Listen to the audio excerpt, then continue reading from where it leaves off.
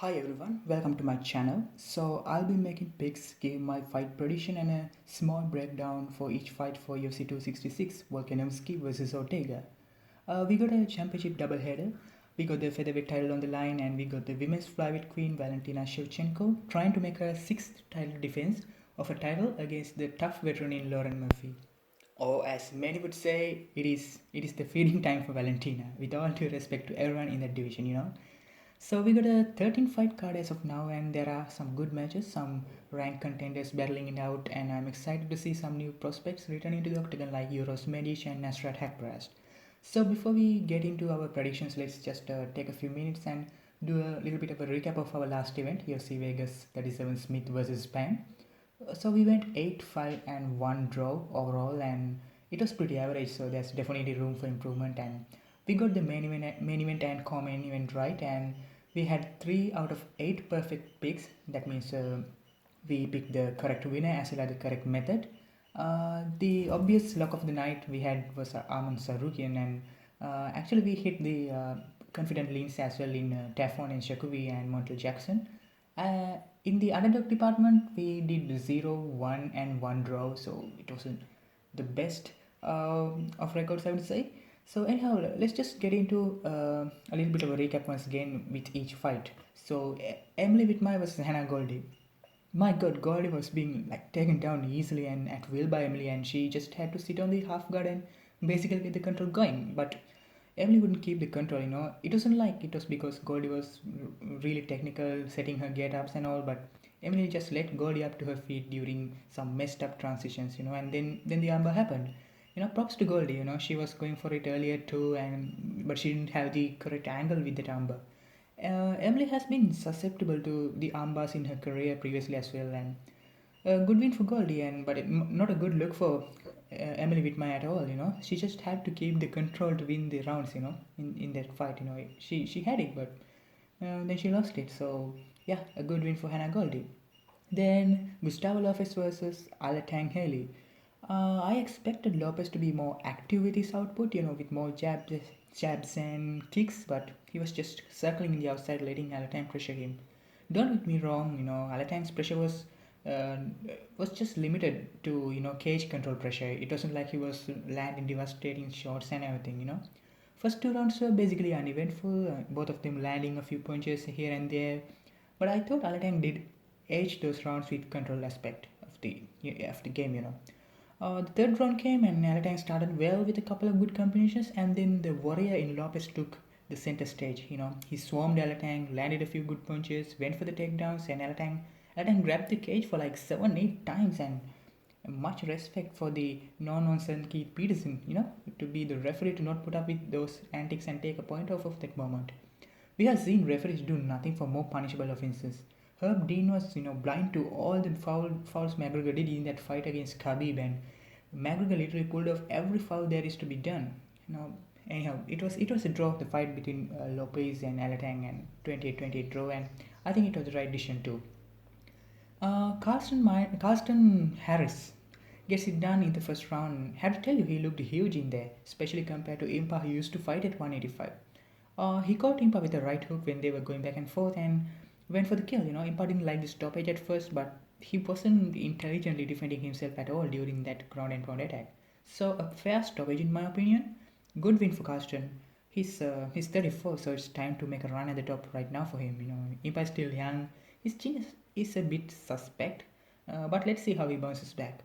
And a fun fact, Carlston kind of looks like Usman from the side, right? I have to say, he got that look going in for him. Yeah, and then it was Montel Jackson and JP Base, and that 8.5 reach advantage for Montel Jackson was amazing. And JP just went full wrestling mode because of this, and because of the power in Montel's hands. We saw a knockdown in round 2 where JP was caught kind of like off balance and off guard at the same time. And in the third round, Montel was getting knockdowns at will. But top control game from Montel. If he really wanted, he could have upped the pace and tried for a finish. But I get it, I mean, he had to be extra careful. He couldn't even make the slightest mistake as JP was going for submission after submission from his guard. So fast precision striking from Montel, quick Jackson, especially in the third round. 30-27 win for him, but I kind of like JP to win the first round. It was a very close round with grappling, and JP had been worried about my Montel pick as well at one moment, but Montel had it moments too in the first round. So yeah, it was a good win for Montel Jackson. Ron Shu has learned well from his last fight. He had great output, and output is what cost him in his last fight. I mean, he didn't basically do anything in his debut in the first two rounds against Vargas. For a 21-year-old fighter, he showed good skills, good striking, good grappling, good control and composure. Was a little bit out of focus, talking to his corner and having fun in the third round when he had Jenkins really badly hurt with, ground and pound. But then again, he's still very young, lot to improve, and seems like he can really be someone in the division with that kind of skill, and if can keep it up. It is like Jenkins is a complete slouch either, so good future, if Ron plays his cards well. I really like him showing some good fight IQ with grappling. When he knew that he had a considerable advantage down there, controlling Jenkins.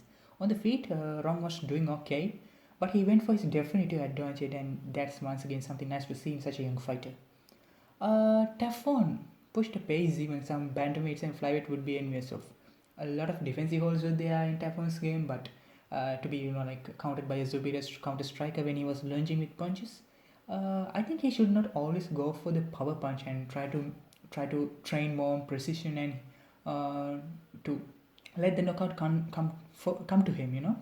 Anyhow, a good performance by Tafon, good cardio, and definitely someone to watch in the 205-pound division. Buckley versus Arroyo. It was an intense fight as many were expecting the KO at any given moment. Arroyo showed some lightning fast kicking techniques and he should have set them up better with his punches. It was just the occasional kick by him, basically no hands with no boxing combinations at all. His output was really low and he was just looking for that flashy KO in my opinion. He came close in the second round, don't get me wrong, with that jumping knee. I thought Buckley got buckled out there, but no, he took the shot well and he went for the clinch. The same can be said for Buckley, who was just winging punches looking for the knockout. You have to be versatile out there in order to get the KO most of the time when you are especially in the level of competition at UFC. So in the third round, Arroyo was going for that knee again. This time he had his hands down with no defense, and Buckley catched him with a shot to the back of the head plus side of the head plus side of the ear kind of combination, and then the uppercut puts Arroyo down. As I said with Buckley, it's either him getting buckled or him buckling his opponent. So Buckley was lucky this time around. And then yeah, it was Tony Gravely versus Nate Manis, and it was a good fight. Both fighters landing shots in the first round, and Manis doing well with his reach, landing his jabs, and Gravely was landing some power shots too. It was a close competitive round until that last few seconds of the first round, where Gravely dropped Manis and almost finished him. Manis got saved by the bell literally in my opinion, and another 5-6 seconds referee would have jumped in to stop the fight. Manis was clearly hurt and rocked, and then came the second round. Gravely was looking for the KO blow, and guess what happened? Manis catched Gravely with a nice right hook and drops him and finishes him with strikes. Uh, Felt bad for Gravely actually. It reminded me of that Garbrandt versus Dillashaw in their first match where Cody almost got the finish at the bell, dropping TJ and then getting himself KO'd in the next round. Menace is tough as they come, and Gravely will bounce back. He's a good wrestler and he's developing his boxing skills too, and he has some power in his hands as well. And then Arman Sarukian gets that finish that eluded him in his UFC career, a first round TKO.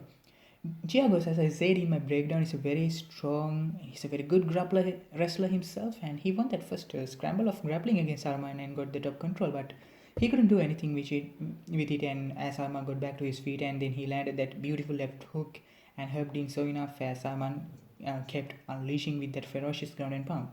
With all due respect to Giagos, what I'm saying is, what is Arman doing with fighting unranked fighters? He should be taking on at least top 10, top 15 guys, or what I mean, at least ranked guys. I wouldn't give him to Gagey or Dustin or some of that caliber straight away, but I think he's ready for that number 8, 9, 10 spot in the UFC. UFC is high on this kid too, and the ceiling is clearly high for Arman. Can't wait to see him back again inside the octagon. Maybe another fight before the end of the year. He definitely is ready for the big fish out there, I have to say. And then Ariane Lipski had her best performance inside the octagon in my opinion. She showed a lot of improvements in her overall striking and kept a good pace. Moved to the American top team, really was a great decision for her, it seems. She has the ingredient to become a star in women's division if she can keep up her consistency, She has got the looks and she has got the talent as well. She hurt Mandy in the first round, dropped her in the second. I thought she was going for that trifecta and get the finish in the third. She almost did that actually. Hurt Mandy bad in the third, and Mandy did the Shane Burgos effect with, being hurt and going backwards, kind of. Anyhow, great performance by Ariane Lipski, and finally living up to that hype she arrived at the UFC from the KSW scene. Uh, then the co-main event, Ian Kutelava versus Devin Clark, and so we saw what a calculated Ian can do, right? And did I see improvements in his cardio? And I think we all did, and that's really good to see. And most importantly, he mixed things up rather with wrestling against a good wrestler in Devin, rather than just going for head hunting. Got a 10-8 in the first round and almost got the finish with vicious elbows, and had to give it to Devin Clark for being tough and hanging in there. Actually he did well to stop most of those elbow ground and pound by Ion using good defense. And see Darrentil, that's how you defend.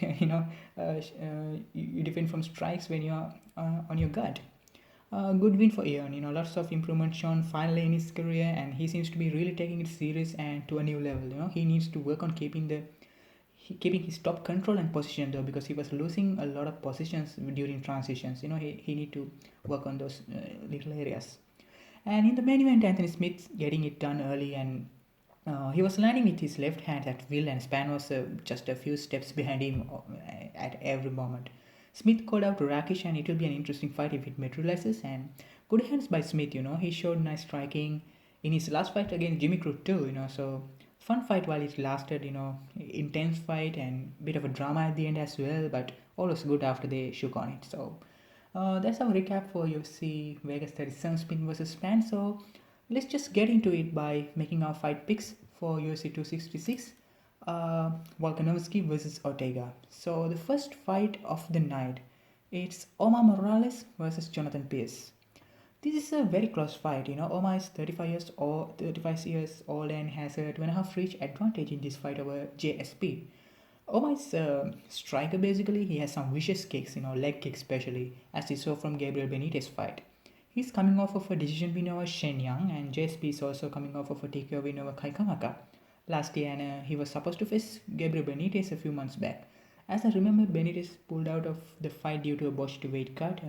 So in this fight, both are good strikers, but I like the viciousness of Omar Morales' strikes in this fight, because in a close fight, the looks of the strikes, the sound echoing through the arena when a kick lands would matter in the eyes of the judges, no matter how crazy it sounds.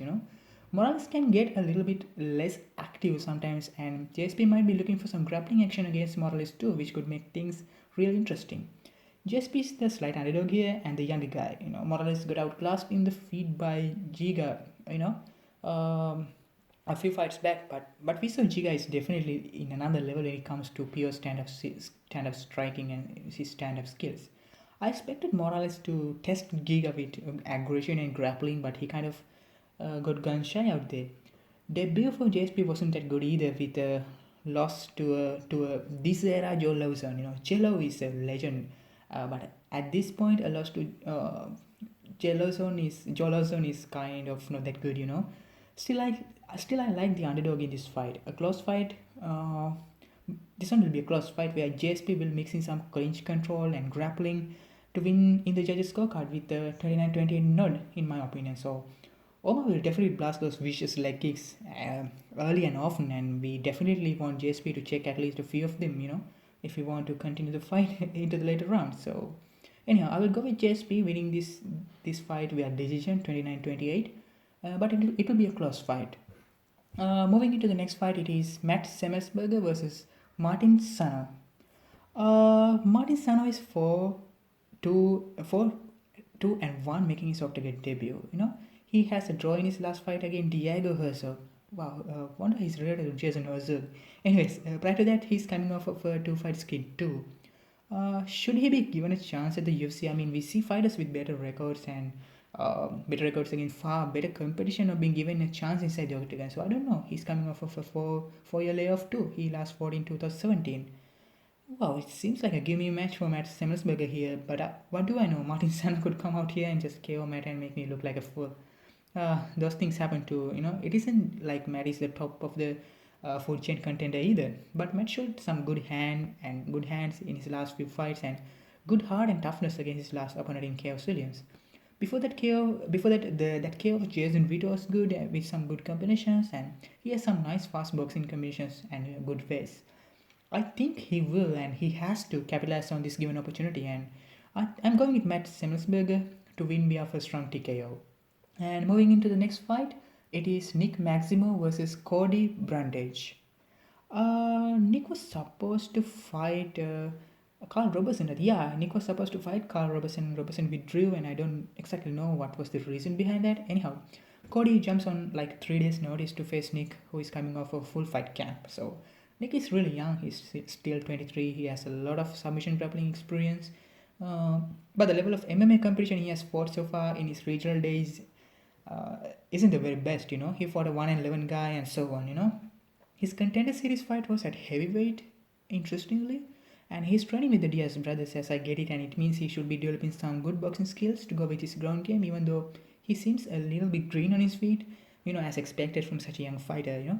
Cody has finished all but one of his all pro MMA wins. He's coming off of a submission win at LFA earlier this year.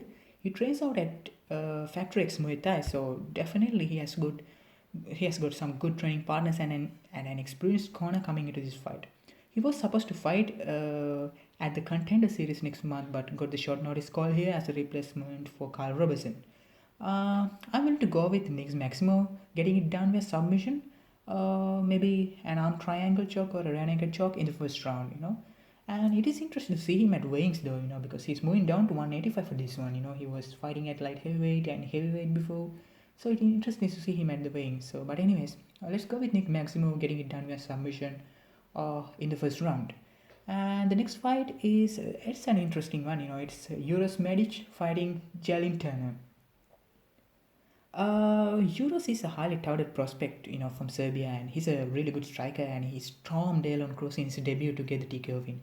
Jalin is a tall, rangy guy. He himself is a good striker with rangy straight punches. He has the reach advantage of 1.5 inches over Uros, and he's 2 inches tall too. Jalin is in a 2-fight win streak with a submission win over Brock Weaver and a TKO over Joshua Kalibao. He has been knocked out a few times in his career, it seems, and now Uros has finished all his wins but won in the first round. It is interesting to see if the fight goes to the later rounds, how Uros' cardio is going to be. He's an aggressive striker. He does have to go inside the reach of Jalin in order to land those punches. Now, Elon had a reach of 78 or something and some crazy long reach. So Uros just swarmed him. So I think he knows what he will be doing in this fight, and it will be a good test for Uros in this fight, as Jalin is a good fighter with good striking, and he has to be extra careful because of Jalin's submission threat too. But I like Uros in this fight, and I think he will get it done via TKO in the very first round. So I'm going with Uros Medic TKO in the first round. And moving on to the next fight, it's Roxanne Modafferi versus Taila Santos. First things first. I don't like Taila to be like a minus 380 favorite here. That's just crazy. Roxanne is the tricky veteran here. Her age is not in the side of the equation, and the last performances weren't that inspiring. She's 39, I get it, but Taila is a very much of a padded record for being 17-1. She did really well her in her last fight against Jalin, who is a good opponent, and she basically outgrappled and outpositioned her. And grappling is Jalin's game as well. So definitely Taila is improving, but a minus 380 favorite? No one in the women's flyweight division should be that much of a favorite over anybody except Valentina, in my opinion. Roxanne has fought who's who in women's division, and she is a true veteran. But at this time, she's meeting a younger fighter who is constantly improving and showing signs of improvements too. Taila has to be aware of the scrambles though. Roxanne could out hassle her opponents. She's the prospect killer, Roxanne is.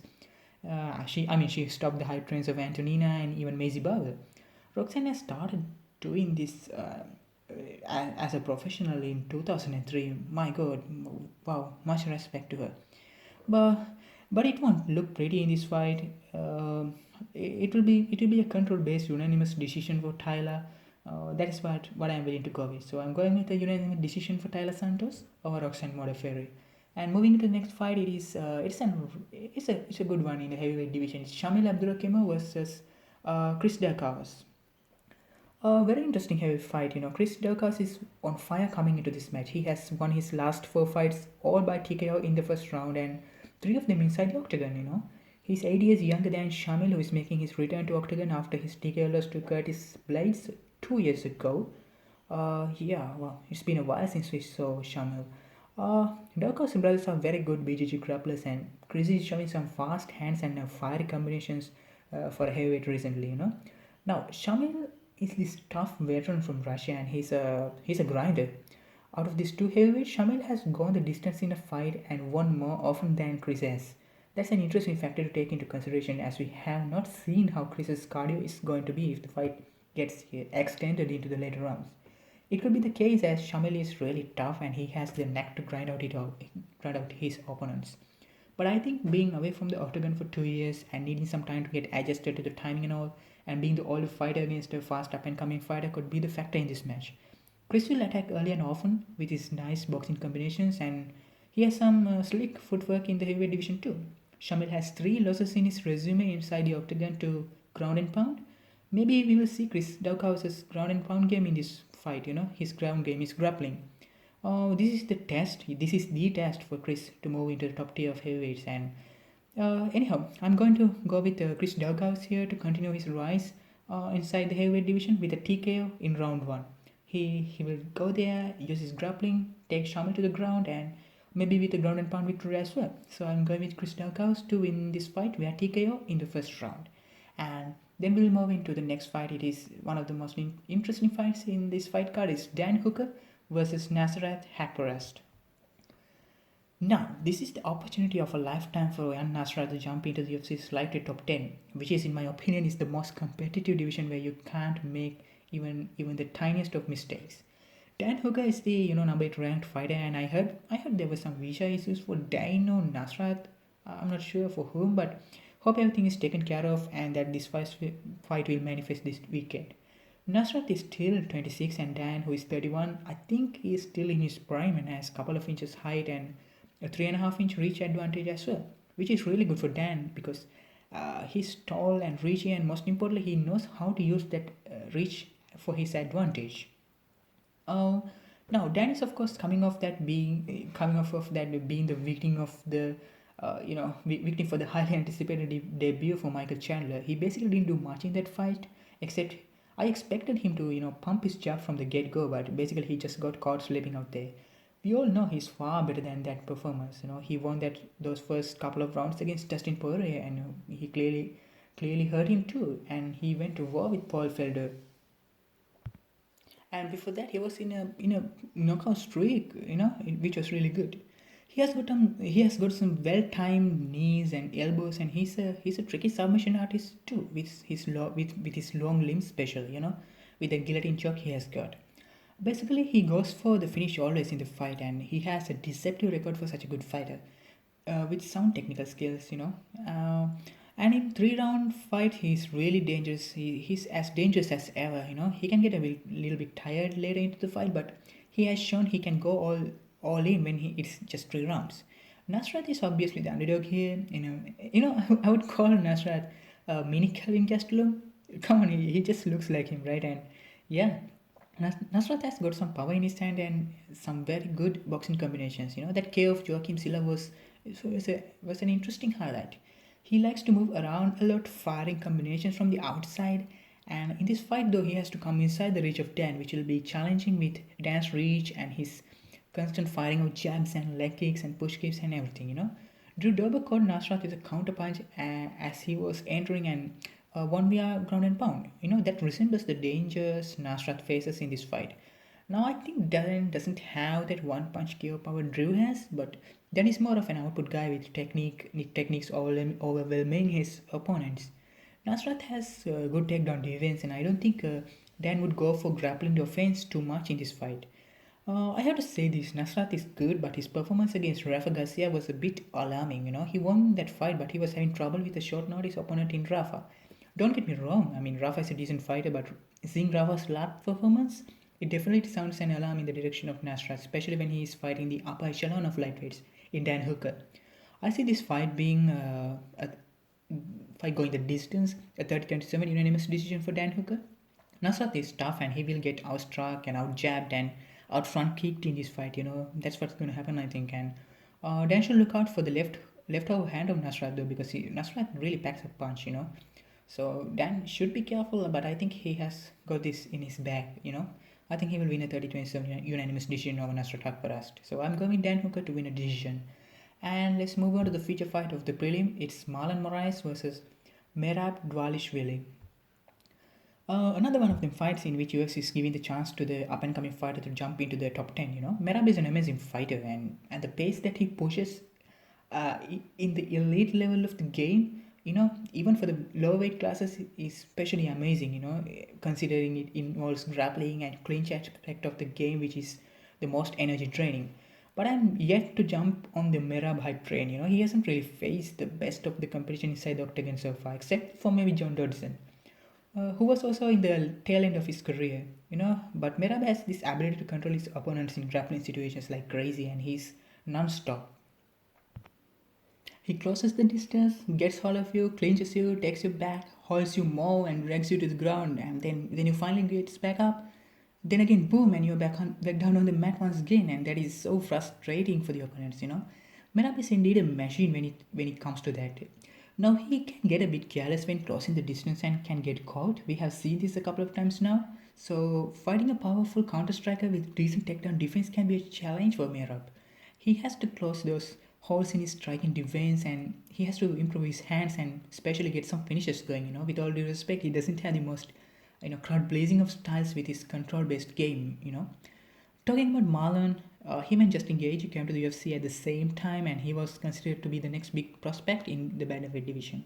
He had a bumpy start to his career, dropping a split decision to Rafael Assunção, which he avenged later with a submission win, which he got the title shot for the vacant 135 strap against Triple C Henry Cejudo. Before that, he was on a tear. He slapped Aljo with that crazy knee / kick where Aljo kind of did the dab falling down, and it wasn't an Oscar-worthy performance either. It was just a pure knockout. Shout out to Aljo, and then it was looking like Marlon is into becoming the new bantamweight king in the first round against Henry Cejudo, and Cejudo with his all might survived that first round, and from there on out it went all downhill for Marlon. He hasn't looked like the same killer since then and has shown a weak chin too, unfortunately. Wow, Marlon is a plus 200 underdog against Merab, and that's straight out disrespectful in my opinion. Marlon still has got that slick explosiveness and power in his hands and kicks in the first round, and I still think most of this downfall for Marlon is due to his mental game rather than the damage he took. He has become more gun shy. How to tell you this? He has some BJJ skills which we don't get to see normally too, and Merab does have to close the distance against Marlon to implement his grappling-based control-oriented game plan, which is Merab's game plan 95% of the time. And that poses the danger of that KO power by Marlon. Marlon is the best fighter Merab has faced, but this isn't the version of Marlon that was on that tear or in his peak prime. I will go with Merab to win a decision, winning the grappling aspect with control. And I see Marlon landing a couple of good shots on Merab when he's closing the distance, which will rock Merab. But Merab is good at implementing his grappling game, especially when he's rocked and push his pace to make Marlon tired. 29-28 in judges' scorecard for Merab is what I see. I don't see Merab taking advantage of Marlon's questionable chin unless Merab has developed really good striking skill during these few months. But don't get me wrong, Marlon has a really good chance here with his striking skills and power, unless he gets all gun shy, tired, and then getting ragdolled. So let's move into the main card now. It is Jéssica Andrade versus Cynthia Calvillo. Is as the main card opener. This is the title elimination fight for the flyweight belt. I think it is the next title elimination fight. Jéssica is, as we all know, is a little Wanderlei Silva kind of a powerhouse. She goes forward bobbing and weaving, trying to land her power punches. She's very strong, deceptively strong. She's a BJJ black belt as well, but she can get a little out hassled and controlled on the ground by someone who knows what she's doing out there. And Cynthia's game is grappling and control. Jessica is a -280 favorite at this point, and I kind of get it. She has faced and defeated the far better competition, and she has the experience edge as well. But still, being that much of a favorite against a good grappler like Cynthia is apprehensive. Cynthia likes to go for submissions aggressively too. She's a fireball when it comes to grappling. Kind of the equivalent for Jessica on the feet. Jessica, I think, is in her ideal weight class at 125. She can get out muscled and outsized by the top level opposition in bantamweight, and though Jessica is kind of shorter in stature, she's like built and muscle bound, and cutting weight to 115 wasn't the best choice for her career or for her health, in my opinion. I see this fight being really competitive if Cynthia is able to implement her ground game, her grappling game. Things could get interesting, if that happens. But I'm leaning towards Jessica winning a unanimous decision, like 29-28, where maybe in the third round, Cynthia will mount a comeback and get some grappling going. So we'll go with Jessica winning a unanimous decision 29-28 in this fight, and let's move on to the next fight, which is in the heavyweight division, as Curtis Blaydes will face Jairzinho Rozenstruik. This is a really interesting heavyweight matchup between top 10 contenders. We all know what's the game plan for Curtis is. He's really open about it as well. He doesn't care letting everyone know that. He goes out there and uses his striking to set up his takedowns and get his opponents to the ground as soon as he can. Control and land his ground and pound offense, and he has some nasty elbows too, and try to get a finish, and he wouldn't mind settling for a decision win with ground and wrestling control. Now in his last fight he played with in and out striking game with direct the Black Beast Louis, which is not a good thing, uh, and he paid for that, in a nasty way when he got knocked out cold by that Black Beast uppercut. The only losses he has apart from that are to the current champion Francis Ngannou. Actually, I kind of like how he fights. I mean, he implements his game plan without worrying about the fans or anything. He tells that openly. You should stick to and play by your strength and win. That's what matters at the end most of the time. Everyone likes a war where both points to the center of the octagon and goes back and forth, swinging punches until one falls. But sometimes it's intelligent game plan. To be intelligent out there and to have a game plan is the best option you have. And that's what I like about Curtis Blaydes. But Rozenstruik is a counter striker at his core. He might wait for rounds, 4 minutes and 59 seconds if that's what it takes for him to land that knockout blow. He has got some real power in his hands too, as well. As we have seen over and over again in his UFC career. He might land that counter KO punch in 10 seconds into the first round or just 5 seconds remaining in the fight where he gets outstruck due to lack of output, like in that hovering fight. Curtis should really be careful when he gets inside Rozenstruik's reach in order to implement his grappling attacks. To be honest, Curtis might have some flashback of his last fight, crossing the distance. He could get a little hesitant out there implementing his grappling. The thing is, Derek's power at heavyweight is devastating, but he isn't the most technical striker out there. But Rozenstruik might be able to even match Derek's power, but Rozenstruik is a very technical fighter with some crisp hand. He has a credentialed kickboxing pedigree too. So that is the threat Curtis will be facing when he tries to implement his obvious game plan. Having said that, Rozenstruik's ground game, especially from the bottom, is kind of non-existent. The best way to beat Rozenstruik is definitely ground game and grappling, which is Curtis's specialty. Uh, Jairzinho, hasn't faced an opponent that had the ability or the intention of making use of those shortcomings. Junior Santos and Overeem had the BJJ credentials, but they mainly go with the striking in their matches. When we did last see JDS use his BJJ black belt, right? I mean, and even Cyril Gahn, I thought would use his grappling chips to get a submission win over Rozenstruik, but Gahn did what Gahn does, right, with his technical striking from the distance, jabs, and everything. Anyhow, I think in this fight, a cautious Curtis will approach this fight with a chip on his shoulder. He would get Rozenstruik to the ground and win via TK with ground and pound. Nasty elbows. I would say maybe in the round two, maybe Curtis will be a little tentative in the first round, but he should definitely not play with fire with Rozenstruik on the feet. He should just try to implement his game plan as soon as he can, and he has to be extra careful closing the distance too. So we'll go with Curtis Blaydes by TKO ground and pound in the second round. And moving on to the next fight, it is the feature fight in the main card. It is the return of Nick Diaz against Robbie Lawler. Yeah, The return of Nick Diaz and the rematch from the UFC 47 fight 17 years ago. My God, that's something like, I mean, Diaz won that fight with TKO, and now is either one of them in their prime? Definitely not, But in the plus side, it isn't like Diaz is returning to fight a fighter who is in the peak prime, like Usman or Luke, or even someone like D-Rod, That would have been not that good, with all due respect to Nick Diaz. Diaz returned to the octagon after an absence of almost 7 years since his fight with Anderson Silva. We saw Lawler fought many times since then. Actually, he won the title. He kind of took Rory McDonald's soul and was only facing the best competition available there. Don't get me wrong, he wasn't looking good at all in his last few outings, especially against RD and Colby, where he was a complete punching bag, being shy to pull the trigger, and looked like he didn't know what he was doing out there. This could be the perfect match for him, maybe to have that last performance, maybe to get that revenge for his loss, but I really can't go ahead and make a pick straight away due to two reasons. First reason is, being an old school fan, it's hard to see anyone lose in this fight, and the other reason being, we don't know the fighting state either one of them is in, especially now the fight is moved into a middleweight division as well. And but I will side Diaz to have like more output and more jabs and more punches thrown, landing more combinations, and to pressure Lawler into the cage and win a unanimous decision on the judges' scorecards. I wouldn't count out a finish as well, a TKO finish where, Lawler gets a lot of damage, maybe a cut over his eye or something like that. But let's stick with a unanimous decision for Nick Diaz in his return to the octagon. And moving on to the co-main event is Valentina Shevchenko making her title defense against lucky Lauren Murphy.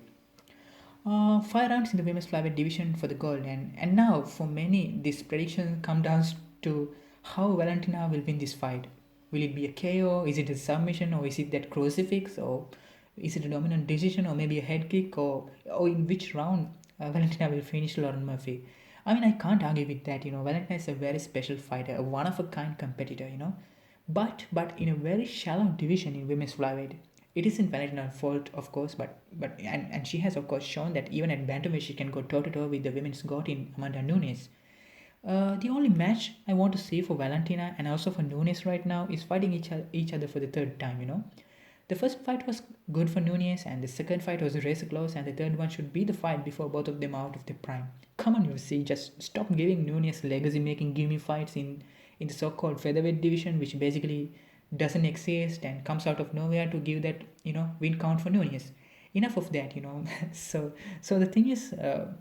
Lawrence's last fight against Jojo Calderwood was extremely close. Many had Jojo winning that fight too. I kind of leaned towards Jojo after rewatching the fight. Those aren't the circumstances where someone gets a title shot, to be perfectly clear, right? I mean, normally fighters get title shots when they win their title elimination fights impressively by UFC standards. Otherwise, how can UFC just justify them not giving that title shot to Leon Edwards, right? Anyhow, yeah. But the thing is, look at the top 10 of flyweight. Valentina has beaten almost all of them. Only Jojo, Roxanne, Viviani, and Alex Grasso from top 10 haven't faced Valentina except for Lauren Murphy. It's crazy. It's like the good old Prime, Anderson, and GSP days. Like they were being dominant champions. In a little bit of a shallow divisions. Anyhow, back to the predictions. Lauren has never been finished in her pro MMA career, and she's now 30 years old. She does have a slight 2.5-inch reach, and Lauren is a grinder out there. She's tough as they come, and there's no denying that. But when you take a look at the women's flyweight, no one can edge out Valentina on any scale. Like, no one has got superior striking credentials. There are good grapplers out there, but no one can surpass Valentina's technical ability or even in grappling. No one can out cardio or out footwork her. That's the problem women's flyweight contenders face. They don't at least have that one factor to challenge Valentina. Maybe the exception is Tatiana Suarez, who has the wrestling chops to go toe to toe or even surpass Valentina in that area. But then again, she hasn't even made her flyweight debut, unfortunately, and hope she's alright and recovers well and make her return to the octagon. Even so, her striking and cardio are not the very best, and Valentina beats her opponents in their own game. That's what makes her scary. For an example, even dominant champions like Adesanya has some holes in his game, like grappling, that can be exploited by a handy, able opponent. Even Francis Ngannou faces problems with his grappling and cardio into the later rounds. Likewise, but don't get me wrong. I mean, they are improving on those areas constantly for sure. But when it comes to well-roundedness of Valentina, it's really difficult to challenge that. But all said and done, there's always this one chance any fighter has against anyone in MMA. Valentina could have that one-off day, that one-off minute, one-off second in a career, or even could get caught by that haymaker she doesn't see coming. You know what I mean? And Lauren is the able veteran if she senses or gets presented with any kind of opportunity like that. It is highly unlikely that we see Valentina, gets dethroned this weekend. But with all due respect to Murphy, but so I see Valentina winning actually this fight via third round TKO. It could be her trademark crucifix going on. Lauren will try her grappling, but Valentina is too quick and athletic to get hold of and control her fan. She breaks her opponent's will inside that octagon, and come on, UFC, just please make that Nunes versus Valentina fight. It is the fight to make. So I'm going with Valentina winning this fight via TKO in the third round. And then we have the main event. The featherweight title is on the line. One of the best pound for pound fighters in the world today, Alexander Volkanovski, making his title defense maybe against the trickiest challenge he has in the current top 5 featherweight competition. Let's talk about Volkanovski. He's 22 and 1 in a 19 fight win streak overall. He beat Jose Aldo, the 3-round Jose Aldo in Rio. Not just beat him. He just completely nullified Aldo's game, which we haven't seen anyone do that to Aldo before. Maybe apart from that 13-second KO by McGregor. Uh, Volkanovski is deceivingly strong for his size. No wonder being a former rugby player and he is as well rounded as any elite fighter comes. The most important aspect of his game, though, is his exceptional fight IQ. You could be in a razor close fight in a razor close round where each each has landed 20 strikes on each other, and there's just 10 seconds to go, and he can just shift gears in that very moment to push the pace and land those clean last couple of punches and kicks on you with the correct amount of tenacity and flashiness to sway the judges in his way. He has the fight IQ to do that, and he has the conditioning and the skills to do that. He knows how to win a point fight if it comes down to it. Now, everybody loves Max Holloway. I mean, which hardcore fan doesn't? But Volkanovski beat Max decisively in their first outing to win the belt, and where and when many people thought that Max was invincible after those Aldo and Ortega performances. The second fight was much closer, but still Volkanovski outpointed him with more power punches and more significant punches to win a decision. And that tells you a lot about Volk, his ability, his credentials. Now, Brian T. City Ortega is a reinvented fighter since his last beating he got from Max. He definitely was an improved fighter against the Korean Zombie. He showed very much improved striking, some nice boxing combinations, and nice movement. Uh, the game plan that pans out Ortega's stat sheet is his jiu-jitsu game. But to be honest, he doesn't usually pursue his takedown, his grappling, and his submissions aggressively or offensively.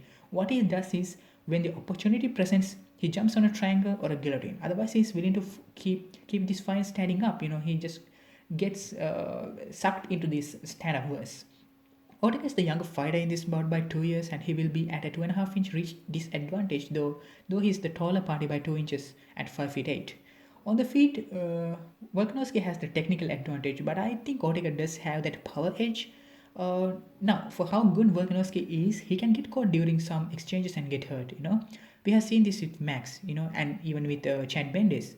But his chin has always held up fine up until now, and it is an interesting take when it comes to Ortega, though. A fair amount of Volkanovski's game revolves around that clinch and control inside the cage, especially in situations where he gets tagged or a bit rocked. This is where I see the first X factor for Ortega on this match. Uh, will Volkanovski get involved with a close quarter grappling with Ortega, knowing his BJJ skills and that ultra squeeze of a clutch, which submissions he has? That's interesting. That's an interesting take. Um, and yeah, that's a major part of Volkanovski's game. That clinch, grappling, controlling kind of positional control. I don't think he would be planning to use his wrestling to put Ortega down and control there either, and pave way for Ortega's ground game as well. Now, where Ortega's mindset is at for this fight is, I have no idea. I mean, with all those extracurriculars that he has in his life right now. But Ortega has the exact tools to threaten Volkanovski's title reign. Tools that Max Holloway doesn't have, to be honest. Ortega has that perceived BJJ superiority which will give trouble for Volk to implement a part of his implement a major part of his game. But as I said earlier, Volk is the fighter that can adjust in between each minute of the round. This could be a fight where Volk will technically beat up Ortega, who will be having trouble finding his time to land his punches, and maybe even get a referee stoppage due to damage in later championship rounds. Or Ortega can snatch that submission if he goes searching for it rather than waiting for it to present itself to him. Volk is a fighter that makes the minimum amount of mistakes, and that submission opportunity presenting itself to Ortega is very unlikely unless Ortega tries something and he makes something happen. I think TCT presents the biggest challenge to Volk from the top 5 contenders in the division, and I'm willing to keep my faith in this one in Ortega. I think the X factor I talked about will matter at some point in early rounds. I see Ortega getting the upset submission win over Volkanovski in the third round. I won't bet my house or something like that because Volk is an amazing fighter. He's a really good fighter and he's really underrated. If this just becomes a technical fight, it's Volkanovski all day. I want Ortega to make it ugly. Make something happen. Get inside, land those powerful punches. Rock Ortega. Make him doubt himself. To get Volk to brawl and land those powerful punches and search for a submission. So yeah, I'm going to go with the underdog here. I'm going to go with Brian Ortega upsetting Volkanovski to win the title and to become the new featherweight champion. So that's it for our UFC 265 predictions, guys, and I hope we have a great event this weekend. So if you enjoyed my video, my breakdowns, please click the thumbs up below and do subscribe to my channel for more content, and please do leave a comment with your ideas and suggestions and your own predictions, and I would really appreciate that. And don't forget to share this and help me help me out there to get my channel get going, guys. So we'll be seeing you next with the UFC Fight Night Santos versus Walker. Oh, we have Johnny Walker fighting, and that's interesting, and that fight is not going to go the distance with the firepower we have over there with Johnny Walker and Maheta Santos. So, and we get to see the return of Kevin Holland and even Aspen Ladd is back as well. So some nice good prospects in Joe Solaki, and even Casey O'Neill is there in the card. So it's a decent fight card, and my God, Nico Price and Alex Oliveira in the fight card. My God, that's going to be craziness overloaded. Actually, I might make picks for better London card too. It's this rematch between Douglas Lima and MVP, which is always interesting. Yeah, so guys, I will catch you in the next one, and until that, stay safe and take care.